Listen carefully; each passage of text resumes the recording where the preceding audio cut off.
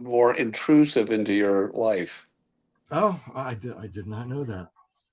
Well, again, Jerry, thank you so much for taking the time to do this and getting Yeah. on with me. I appreciate it immensely. I got questions. Okay. I guess the first one is what was the impetus for you to decide to go out with Adrian Belew and do this album live? Well, Adrian and I have remained friends since when we first met, and somewhat because my wife and I are both from Milwaukee, and we would come back to Milwaukee. I inherited my parents' house, and we would have our children there. And I had found a studio in Milwaukee, a couple of them, but I also found Lake Geneva had this beautiful studio that had been begun by being the studio for Playboy Records, and they had a resort there Hmm. with two great golf courses. It fell on disrepair. Playboy sold it to the Americana Resorts. The studio was bought by a diamond dealer who outfitted it with the most amazing equipment. And Adrian had moved up, I think, from Springfield have access to this studio because it was very fairly priced. And so we would see each other in Wisconsin for years, and he played on every one of my solo records.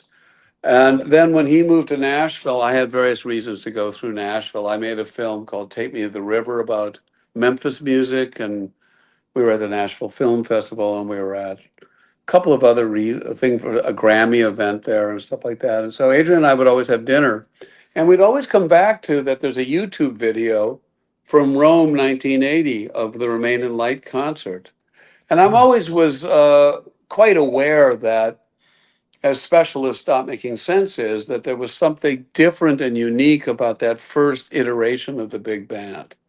And Adrian would go like, the people who contact me on Facebook or on Instagram, a lot of times conversations come back to what a joyous concert that was. And we Hmm. constantly were saying, it's like, well, is there anything we can do to sort of bring it back or use it as a blueprint? And then I produced the band Turquoise, who were very influenced by Talking Heads, and I used to sit in with them, and we'd always do a Talking Heads song.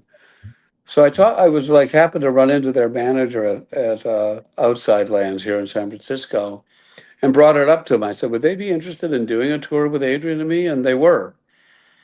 And Wow. that morphed into them being cool, cool, cool, and the lead singer Dave Brandt with they just had kind of the band has run out of patience and energy for being, they'd really lived very hand to mouth and been on tour. And one thing about them is one of the reasons it works is that they're not spoiled, and it's a very big band for us to maintain on the road.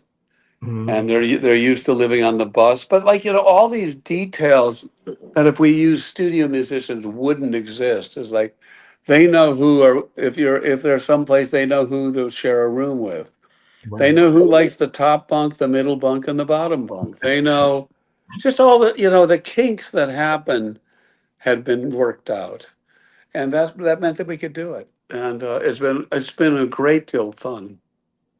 Now, so your transition after Talking Heads had ended, your transition into production, although you had produced albums for people Yes. before Talking Heads, but how did you make that transition after Talking Heads to start really focusing on producing other folks? Well, I have to say that my wife had something to do with it. We were starting to have children, and she goes, "You're not going to be at home if you're trying to support these records and as well as the tour for Casual Gods. I lost money on it quite a lot. I mean, I put a lot of my own money into it, and it's sort of like, well, we can't do this every year. And and then I started doing it, and I had some. I had actually the biggest year of my life when I did Crash Test Dummies and Throwing Copper in the same year. So, and then I was like, well, I'm going to keep going run with this. I mean, That's tough. it sort of cut short the solo records because if you're working 12 months a year on production, Mm. there's not much time. It was a great run in the 90s and into the 2000s. It's sort of when I started GarageBand.com, I had 2 records not come out. And then like in the ensuing years, there were a couple of other records because of the band's decision making Mm. and also the sort of the volatility that started to happen in the record industry.